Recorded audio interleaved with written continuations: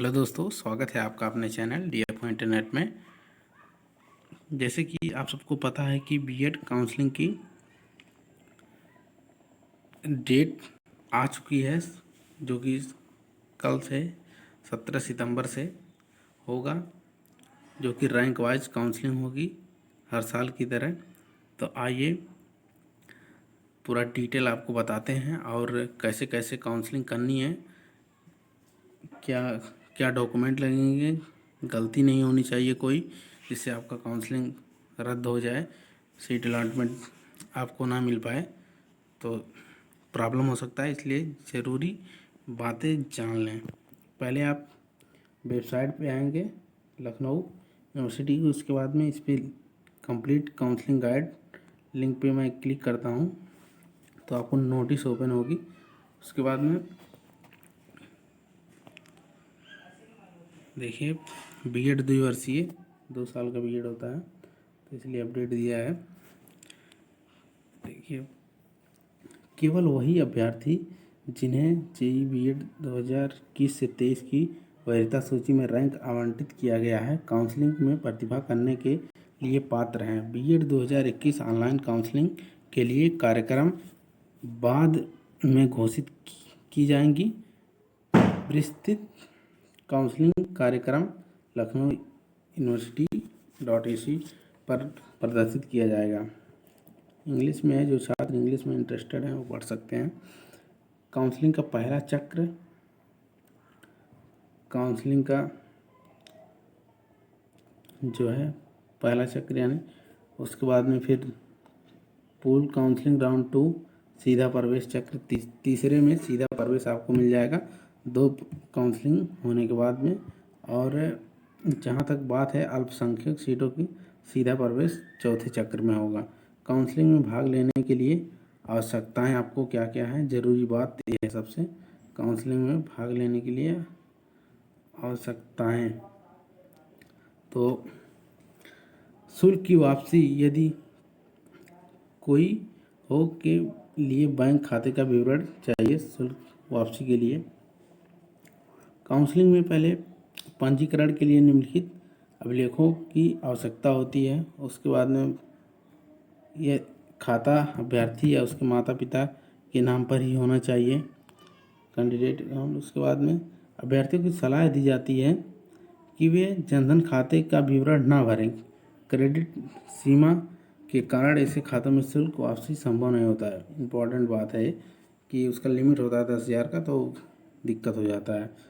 और अभ्यर्थी अपना विवरण जो है अकाउंट नंबर और वो IFSC कोड, बैंक नेम, क्योंकि जब स्थिति ये पैदा कब होती है पैसा रिफंड का, जैसे आपने रजिस्ट्रेशन किया, काउंसलिंग की, आपने चॉइस फिलिंग की और आपका रिजल्ट कोई नहीं मिला आपको, जैसे आपने जो कॉलेज चूज किए थे जो अच्छे रैंक में हैं, तो उनको जो है रिफंड होता है पैसा, तो दिक्कत होती है। और यही जो अभ्यर्थी 2021 पात्रता परीक्षा में सम्मिलित हुए थे, उनकी काउंसलिंग पंजीकरण के समय अपनी पात्रता परीक्षा की अंक तालिका में स्कैन कापी जो है अपलोड करना अनिवार्य है। अनिवार्य करना होगा, केवल मूल अंक तालिका ही स्वीकार की जाएगी, ओरिजिनल मार्कशीट ही एक्सपेक्टेड होगा। जो अपेयरिंग में थे आए था छात्र, तो उनके लिए तो नोटिस से उसके बाद में राउंड में रजिस्ट्रेशन होगा। आपका काउंसलिंग राउंड है, रजिस्ट्रेशन होगा। उसके बाद में रजिस्ट्रेशन करेंगे, उसके बाद काउंसलिंग शुल्क एवं अंग्रेज कॉलेज का भुगतान। काउंसलिंग शुल्क जो रहेगा पंजीकरण में देख लीजिए, पंजीकरण पूरी करने वाले अभ्यर्थियों को रुपये 5750 काउंसलिंग शुल्क के रूप में, 750 रुपये, और अग्रिम कॉलेज का जो फीस होता है वे 5000 रुपये है, तो यानी 5750 लगेंगे। उसके बाद में जब आपको कॉलेज मिल जाएगा, देखिए यहाँ पे भी नोटिस में दिया गया है, यदि अभ्यर्थियों को सीट आवंटित नहीं होती है तो कॉलेज की अग्रिम फीस 5000 उसके विवरण उसके खाते में रिफ़ंड हो जाएंगी। 5000 रिफ़ंड हो जाते हैं, जो बात मैंने आपको ऊपर बताई। उसके बाद में यदि सीट आवंटित की जाती है, इसकी पुष्टि होता है यदि राष्ट्र कॉलेज में समायोजित की जाएगी। यदि अग्रिम शुल्क आवंटित महाविद्यालय शुल्क से अधिक है तो अतिरिक्त धनराशि आवंटित महाविद्यालय से वापसी की जाएगी। काउंसलिंग शुल्क नॉन रिफंडेबल है। काउंसलिंग शुल्क ये 750 आपको कॉलेज मिले या ना मिले ये रिफंड नहीं होगा। तो यही सब बातें आपको ध्यान में रखनी होंगी काउंसलिंग से पहले, तो ज़रूरी बातें आप जान लेंगे। दूसरा चरण में काउंसलिंग के पहले रजिस्ट्रेशन होगा, उसके बाद फीस वगैरह कटाएंगे, उसके बाद में चॉइस फिलिंग आपको भरनी होगी। देखिए केवल पंजीकृत ही अभ्यर्थी भर सकेंगे चॉइस फिलिंग से पहले। दूसरा पॉइंट, चॉइस फिलिंग से पहले अभ्यर्थियों को निम्नलिखित को सत्यापित करना होगा। उसके बाद में संस्कृत बीएड विश्वविद्यालय यानी विद्यालयों में प्रवेश हेतु अभ्यर्थी के प्रास्नातक 3 वर्षों में संस्कृत है अभ्यर्थी तभी चयन करना होगा। तीनों प्रास्नातक में संस्कृत होनी चाहिए। और अभ्यर्थी द्वारा ऑनलाइन आवेदन भरे में लिंग जेंडर गलत होने की स्थिति में सही करने का विकल्प डिफ़ॉल्ट के रूप में यह उस विकल्प का सेट होता है जिसे ऑनलाइन आवेदन पर पत्र में भरा है। काउंसलिंग के फिर है 5वां पॉइंट है, काउंसलिंग के पंजीकृत अभ्यर्थियों को अपनी पसंद के अनुसार अपने विकल्प भरने होंगे। अभ्यर्थी जितने चाहें उतने विकल्प दे सकेंगे। अभ्यर्थी को सलाह दी जाती है कि आवंटन में अस्वीकृति से बचें, गलती करने से नहीं बचें। अंतरिम सबमिशन तक विकल्पों का पूर्व अवलोकन और पुनः व्यवस्थित किया जा सके। और क्या है, विकल्प कई सत्रों में भरे जा सकते हैं। लॉग आउट करने से पहले इन विकल्पों को सेव करते रहना चाहिए। मतलब कई चरण में जो है विकल्प भरा जाएगा तो डेटा अपना सेव करते रहिएगा। आप अगर खुद से करेंगे तो अच्छी बात है, अगर साइबर कैफे से करेंगे तो उसके पास एक्सपीरियंस होगा। वो अभ्यर्थियों द्वारा भरे गए अंतिम और एक बार लॉक होने के बाद बदला नहीं जा सकेगा। ये इम्पॉर्टेंट है कि एक बार लॉक कर लेंगे अपने चॉइस फिलिंग तो बदला नहीं है। किसी अभ्यर्थी ने विकल्प जमा कर दिया है लेकिन विकल्प भरने की अंतिम तिथि समाप्त होने के बाद लॉक नहीं किया जाएगा। अगर आपने चॉइस फिलिंग कर दिया लेकिन आपने लॉक नहीं किया तब भी प्रॉब्लम हो सकता है आपके डेट में। तीसरे चरण में कॉलेज का आवंटन होगा। तीसरे चरण में आपका कॉलेज का आवंटन होगा। जो उसके बाद में कॉलेज आवंटन नियमानुसार अभ्यर्थी के राज्य रैंक के साथ साथ काउंसलिंग के दौरान वरीयता क्रम में उनके द्वारा चुने गए कॉलेजों के आधार पर किया जाएगा। राज्य की आरक्षण नीति का पालन केवल सहायता प्राप्त और सरकारी कॉलेजों में ही किया जाएगा।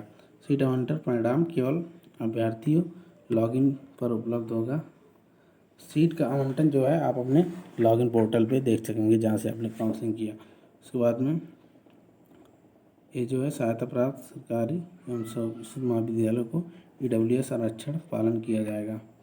चौथा, अंतिम आवंटन सह पुष्टि पत्र डाउनलोड होगा, यानी प्रोविजनल आपका यहाँ से डाउनलोड हो जाएगा आपके अकाउंट से। उसके बाद में आप अपना कॉलेज में जाके 3 दिन के अंदर आपको कॉलेज में जमा करने के बाद फीस शुल्क जमा करने के बाद उसके बाद में आवंटन पत्र वेरिफिकेशन आपको करा लेना है। तो उसके बाद में आवंटित रिपोर्ट कॉलेज में लगाना है वही 3 दिन में। उसके बाद में डॉक्यूमेंट की रिपोर्टिंग करनी है, दस्तावेज की। तो वीडियो ज़्यादा लंबा हो जा रहा है इसलिए मैं वीडियो की डॉक्यूमेंट में आपका क्या क्या लगेगा, रिक्वायर्ड रिपोर्टिंग डॉक्यूमेंट, ये सबसे इम्पोर्टेंट है तो इसको बता देते हैं। देखिए, अभ्यर्थी को अपने दस्तावेज की मूल और स्वप्रमाणित पत्र ले जाने की आवश्यकता होगी। उसके बाद में लखनऊ यानी प्रोविजनल अलॉटमेंट लेटर ले जाना है। फिर कॉपी एडमिट कार्ड की ले जानी है, एडमिट कार्ड की, क्लास 10 की marksheet, all marksheet and certificate qualifying UP to qualifying exam की ले जानी है। उसके बाद में original photo ID issued government से हो जो। उसके बाद में पासपोर्ट साइज फ़ोटो ले जाना है, सभी शुल्क प्रतियों की कापियाँ ले जानी हैं। तो इतने सारे डॉक्यूमेंट लगने वाले हैं। उसके बाद में राउंड 2 आपका शुरू हो जाएगा। सेम प्रोसेस राउंड 2 में भी यही होगा, क्योंकि 75,000। देखिए दोस्तों, जो conducted by university of Lucknow counselling schedule ये जो आया है, तो स्टेट रैंक 2 एक सीजन का 75,000 तक रैंक है। उन लोग के लिए टाइमिंग है 17 सितंबर, 18, 19, 20, यानी शुक्रवार से सोमवार तक वो लोग पहले फेज में रजिस्ट्रेशन अपना कर सकते हैं। और फिर उसके बाद में चॉइस फिलिंग करेंगे अपना। उसके बाद में सीट को लॉक करेंगे, चॉइस फिलिंग करने में लॉक कर देंगे। उसके बाद में सीट कंफर्मेशन हो जाएगा और कंफर्मेशन फ़ी जो है कर देना होगा, समझ लीजिए 29 तारीख तक, 29 सितंबर तक पूरा कंफर्म। वही चीज़ सेकंड वालों के लिए, सेकंड फेज़ के लिए, सेकंड फेज़ आपका शुरू हो रहा है 75,000 एक रैंक से लेके 2 लाख तक। उसके बाद में फिर फेज़ 3 होगा। यही प्रोसेस है एकदम शेड्यूल वाइज, एकदम आप समझ सकते हैं। तो उसके बाद में सब डिक्लेरेशन होगा सबका। उसके बाद में डायरेक्ट एडमिशन बाय कॉलेज, ये लास्ट में नवंबर तक आपका चलेगा, 12 नवंबर तक चलेगा ये।